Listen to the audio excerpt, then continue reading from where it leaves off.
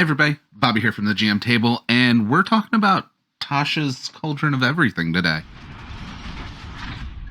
All right, so before I get into all of this, I'm going to say this isn't me reading the book. This isn't a book on tape situation. I'm not breaking down every little thing of the book today.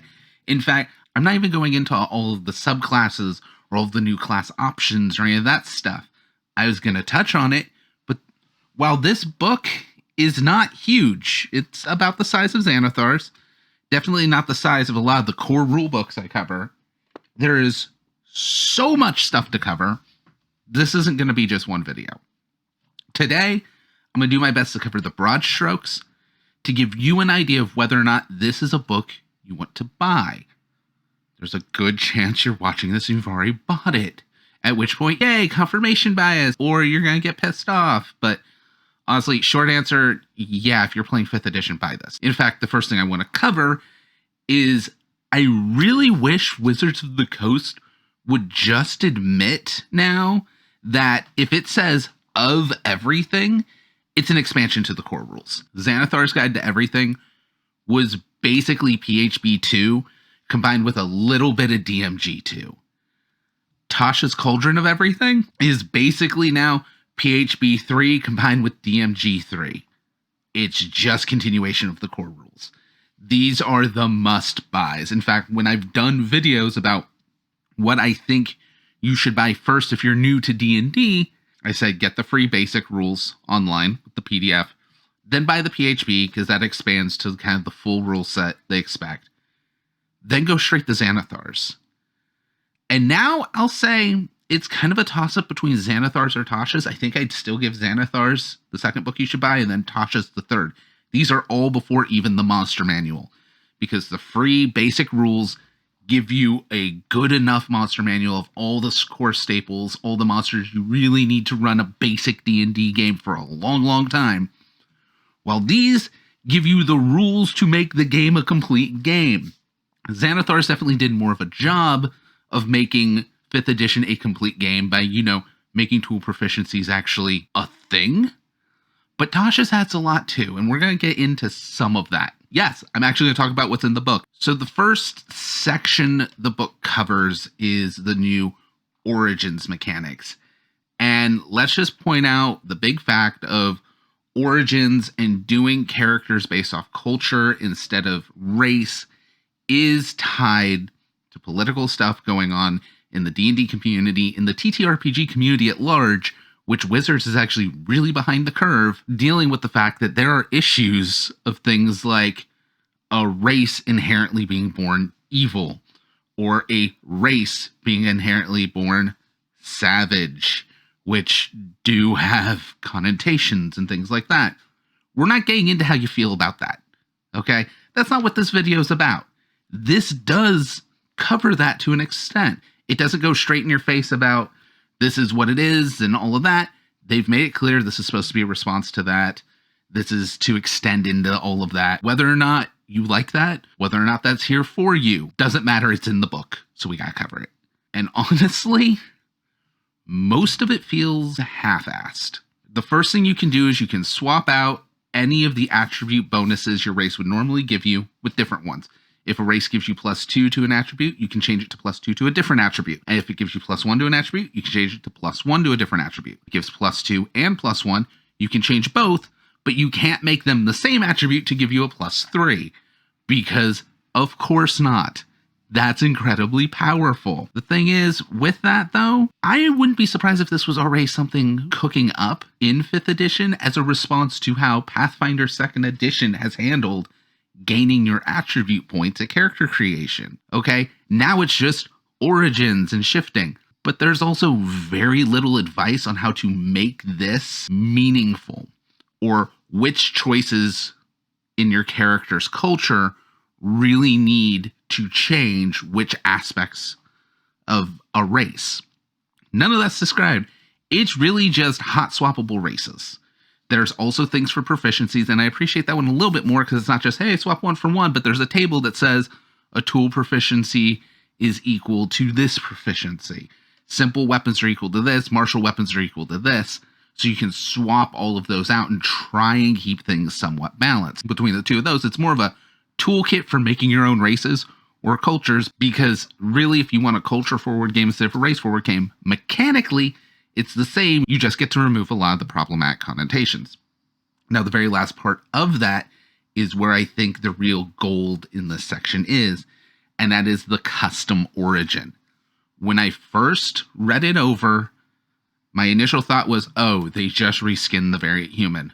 Granted, I was reading it over from the Fantasy Grounds module at 3 a.m., because at 3 a.m. Eastern, the digital versions of the book became available, so I could immediately load that and start reading it, and had to wait till the morning to get the physical book. I may not have been the best at comprehending things when I was a sleep-deprived parent at 3 a.m. trying to also understand a brand new rulebook. Once I had the time to sit down and really look at it, I went, okay, obviously they're using the variant human as like the starting point of design. I mean, variant human is the let's make a race that's adaptable, that's built entirely around the player just picking what they want. Same difference, but the custom origin is distinctly different from the variant human. Both of them let you pick a feat, which is honestly probably where I saw it and went, oh, it's basically the same. It makes sense. Picking a feat works. The custom origin also gets common plus one other language of their choice. They get +2 to one attribute of their choice. We're going to be saying of their choice a lot. Let's just assume it's of their choice when it's things that could be that. All of them have a 30-foot move speed. I do wish there was a note of what reducing 30-foot move speed down to 25-foot move speed could be swapped out for when we're doing like custom dwarves. Or maybe we want some races that move a little slower or things like that. That would have been interesting. But on top of that, you then get the really cool thing of the variable trait, which includes things ranging from dark vision all the way up to a single skill proficiency, which lets you have a wide range of what that final racial thing can really be. And I like that. And that's where it definitely gets distinctly different from human. No matter how many variant humans you take, you don't get dark vision. You take this, you can make a version of humans that have always lived underground in caves and give them dark vision. At the end of the day, though, this entire section, which is only a page and a half, for covering all the mechanics on how to swap out attributes, on how to swap out proficiencies, on an entirely new race called an origin, as well as why you might want to do that, and all the advice on how you should do that is in a page and a half, and that's including tables, which take up a lot of space. It doesn't actually cover the material very much. It's, here's a bunch of options, you figure it out on your own. That's a lot of Tasha. And that's not necessarily a bad thing, but for a guide, which Tasha doesn't technically claim to be, that handy thing about it not being a DMG, is it doesn't really help teach someone who is curious about it, but doesn't already have ideas on why or how they want to do it, into how to go about that, or even how to decide what to swap out for what. Again, we're not going into whether or not you agree with it, but if the book's going to cover it, we have to discuss it a little bit. And not only is there no right answer, there is no guidance within this book on how to find your own answer. You have to come in to this book with your own opinion, 100%. And at the end of the day, that really makes the origin section mainly a spot for min-maxers to create a bunch of cool new builds.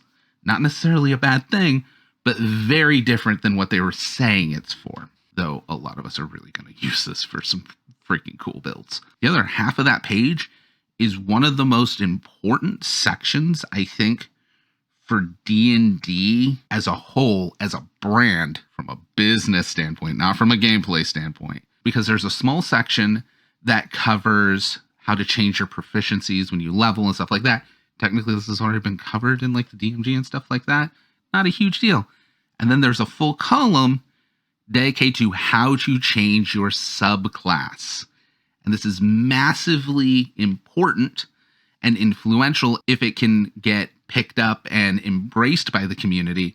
Because one of the biggest problems with D&D and TTRPGs in general is if you're lucky enough to have a long-running game, you might get a new character in a year. It might be 5 years for a lot of campaigns I've seen. New books like Tasha's come out. There's cool new character options. And really, a lot of players go, all right, either I have to retire my character, I have to start another campaign where I'm running multiple campaigns a week or a month or however long, or I'm just going to build this character and it's not going to go anywhere. By having rules for how to retrain or have events that cause your subclass to change, they give rules for both, which I appreciate. There's retrain rules and there's actual really good tips and examples of how an event can change a subclass. You go either way with it.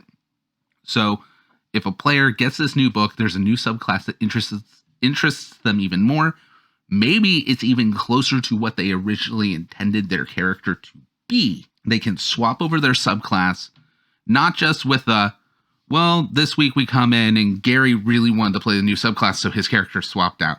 Some of us care about the continuity of the story, and this lets you keep the continuity of the story. Some of us really just want something to show to a GM to go, I can do this, and here's examples how. And some GMs just really want the excuse of maybe they're not confident enough to make that big of a ruling, because it is a big ruling, and they just need the okay from Wizards. There's a bunch of different avenues where this makes sense. And having a column that goes, you can swap out your subclass now. When something new comes along, or maybe you're just getting tired of the subclass or didn't play out how you thought once you get late enough level. Boom. Granted, this also means, again, min-maxers can take subclasses that are better early game, and when they're late enough level for their build to kick off, switch over to the subclass for their build. There's a lot of min-maxers can use Tasha's. It's rife with opportunity if that's your kind of game. Again, that's not a bad thing. There's people who love that game. You can do it here. Trust me on that one. Now, along with that, with things swapping out, there are also the, as advertised, new class options, which is adding new abilities to your class. Now, how a lot of I saw it being talked about is being able to remove this ability and swap it out for a new ability, basically customizing your class. Really cool. Second edition AD&D did this. It was a points-based system. That's not actually what they did here. There's a lot with these I like. There's a lot of the features I think are really cool. And there is one class where you literally, there are features that you replace an existing feature with the new feature. And it's called the Ranger, the class everybody feels Wizards needs to fix. And this is their attempt at that. We're going to have a whole discussion on another video about the fact that Tasha's is also the soft reboot of 5th edition to try and retcon and fix not just story things, but mainly mechanics that need a little bit of revision. All the other classes, though, these are new class features you can just add on top of what your class already gets at given levels. The problem I have with this is, as it's described in here, it's not just your DM decides whether or not to use these rules or not. That's most of 5th edition. Hell, even in the core rules, there's a lot of it. It's a very modular game. But the DM gets to decide whether or not this class gets to use these extra features that they just get for free for no reason, and say they're the DM that's like, I don't like bards. They can look at the bard and go, well, I don't like bards, so you don't get any of these features. Why? Because I don't want you to. Yeah, that's a dick GM, and there's a problem at that table, but the rules actually fully enforce getting to go, I really like fighters. I want fighters to get a bunch of new toys. I hate bards. You don't get those toys. And I can go, this is what you get. Tough. The fact that they're not really balanced to go either, we now have new advanced classes where all the classes get this bump up and get these revisions and these tweaks, or none of them do. And it being designed around that would have worked a lot better, because it would have helped keep preference at the table from being able to ruin other people's fun at the table. This 100% lets preference really screw over some players at the wrong table.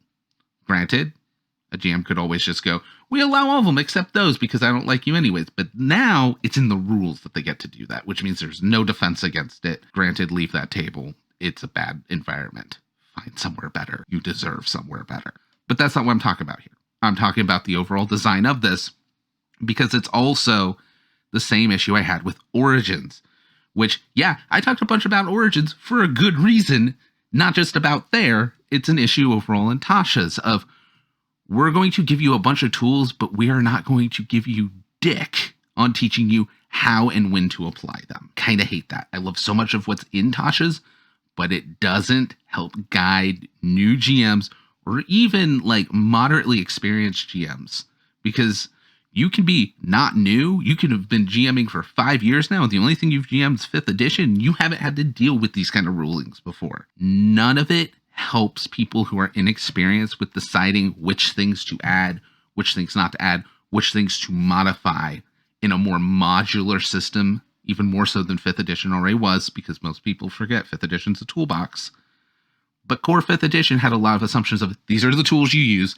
The others are for very specific purposes. The DMG is really good about this, telling you exactly when to use the alternate rules. Tasha's does not. It is, here are the alternate rules. If you want them, use them. If you don't. We ain't going to teach you which to do. Which, these are books to teach people to play a game. But again, it's preference, so I'm not going to get too held up on it. The things included are really cool. Am I going to tell you all of these different class options? Yes, in a different video, because like I said, these are already going to be long videos. So we're just covering it with the exception of Ranger. All the other new class options or class abilities or class features, as the book actually calls it, do not swap things out. They are just added on top. I'll also note every class has a new feature that is basically a feature that really explains the retraining rules as a feature. It doesn't actually add anything new. These are rules that already existed, but having it as a feature will help players remember that they're okay to change things out. Now, speaking of classes, there is an entirely new class in Tasha's. And by new, I mean they've already printed it in the book, and it's already appeared in 2 books. One wasn't in print, then one was in print. And it's called the Artificer. It's not new. Wizards, ever since Volos, has been using this production method as a way to be able to reprint material and push it off in new books, and it fills stuff. But in this one, I'm both going to call them out on it, but also it's an of everything book. And this kind of reiterates the fact of I think they really need to push people realizing, especially newer fans of the hobby, that the everything books are core, because the Artificer was if you want to play in the Eberron setting. But Tasha's Cauldron of Everything now goes, you can play an Artificer in any setting. It is now a core class, if you will. Not core, because it is a supplement book. That's just how they like to roll. But ever since I saw the rulings that the PHB +1 started becoming PHB plus Xanathar's +1, told me that the Xanathar is basically another PHB. Eventually, we're going to get PHB plus Xanathar's plus Tasha's +1. That's not always the rule. Some settings use that, some don't. In fact, what's funny is Eberron was one of those settings. Eberron was a setting that goes, we use all the core books, and it's assumed you're using Xanathar's for this setting. Because they started going, these are extensions to the core rules. Tasha's the same. So by reprinting the Artificer here, it does tell you that if you bought Eberron just for the Artificer, you could have waited and got a book that had even more stuff. But that's also not necessarily a bad thing. I think anyone who's following enough, who already paid for Eberron and is keeping up enough to know about Tasha's coming, knew it was going to be here. But it's always worth mentioning. Now, one thing I find funny is another fairly large chunk of what made Eberron special is in Tasha's in the group Patron. But while, yes, there is a new subclass for the Artificer in Tasha's, really, I don't feel like the Artificer got updated that much. There's a lot of little tweaks, a lot of little revisions, especially in the fluff to make it fit in any world. But the group patrons feel like they took the concept and then expanded it. I really like the group patrons section in this book. It really expands on how to make entire adventures and entire campaigns focused on what the group patron is. There's also the Be Your Own Patron, which is low-key just some simple rules for if you want to run your own business or run your own mercenary guild or any of that, which is useful. Granted, I do stand by Acquisitions Incorporated, an entire book dedicated to this. People think it just has to be Acquisitions Incorporated. You can file the serial numbers off that book, and it works well as a guild book. But still, these are lighter rules than that, while still having enough to get this feeling. So there is a good bit of Eberron in this book, for better or worse. If you don't like that they reprint material, this is not going to make you happy. If you see why they reprint material, or you enjoy seeing updates to it, you see the refinements and it doesn't bother you, then hey, you got a lot of really cool stuff in here. If you didn't buy Eberron because that's not the setting you play in, then you're in luck, because some of the best stuff from Eberron outside of Dragon Marks is in this book. So congrats, you just got a lot of really cool material you wouldn't have bought before because the setting might not have been for you. Now again, this is going to be a long video, so I'm just going to quickly cover the things in the DM section beyond this without going too deep. We're going to do other videos covering that, but the DM section in Tasha's covers how to do a session 0. It covers non-combat encounters / negotiations with monsters, environmental effects, and has a bunch of included puzzles as well as tips on how to modify them for your own game. These are really cool things that should have been in the DMG. Like, really should have already been in the game. In fact, if 5th edition came out in 2020, a lot of these people would be asking, why isn't there at least a discussion about Session 0 in the DMG? Like, it's weird. The DMG is one of those books where it's actually very low on my should you buy it list, because I like a lot of what's in the DMG, but it's not a core book. It is way more supplemental than any of these of everything books, which I also, if they would push that Tasha's Cauldron of Everything was a core book, I wouldn't have nearly as much of an issue with, because this is more core than the DMG, so let's give it more core information, like how to run a Session 0. But that aside, the stuff in there, it's good. It's well done. It's well put together. The non-combat encounters, they call it parlaying with monsters.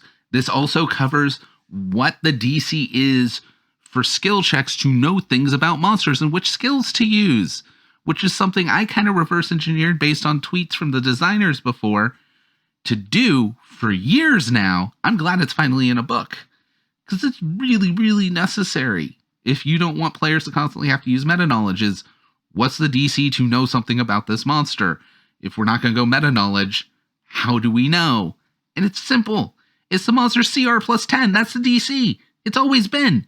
They've said that in tweets for like 4 or 5 years now. But just now it's showing up in a book. I'm glad it's here, though. I really like the other stuff in Parlays, though, where it's a bunch of tables of what this creature might accept to start like negotiating, or as a bribe to not attack.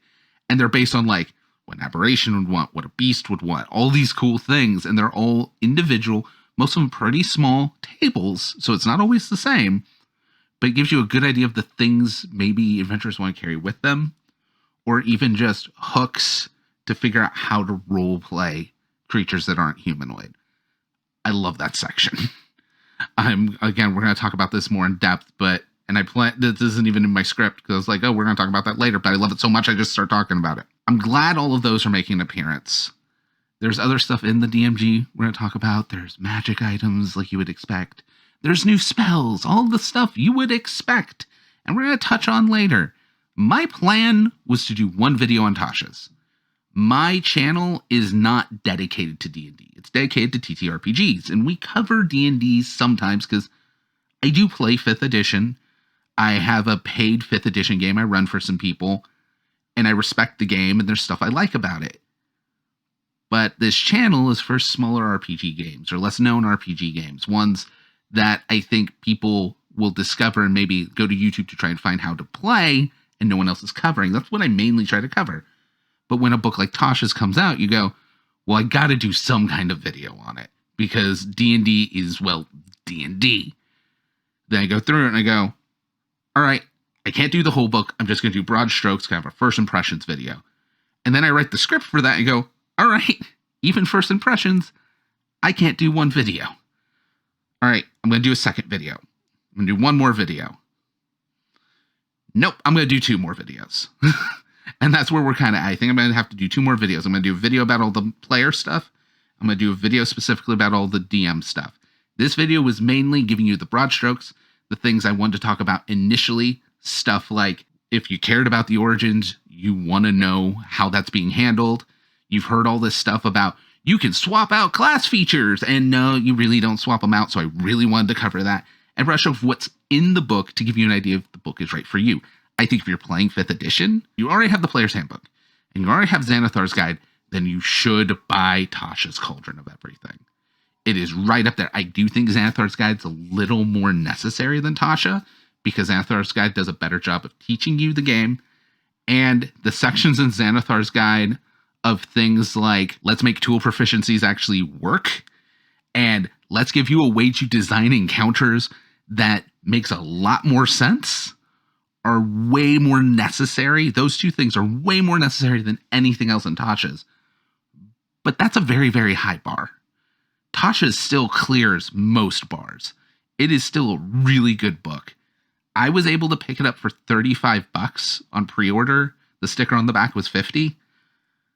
I'd be okay spending $50 on this if it's like the only book I'm buying for like 6 months. Because I don't buy the adventures. I don't buy the adventure modules typically. Haven't been impressed with them for a while. Different video. But if I'm only investing in 1, maybe 2 D&D books a year anyways, I'll drop the 50 on this. It's a lot better of a deal under $40.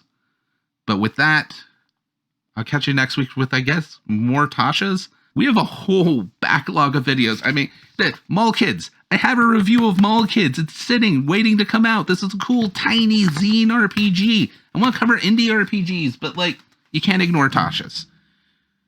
You can't ignore Tasha's. So, we're doing it. We're going to do it for the next couple weeks, probably. And I'll catch you guys next time. Bye!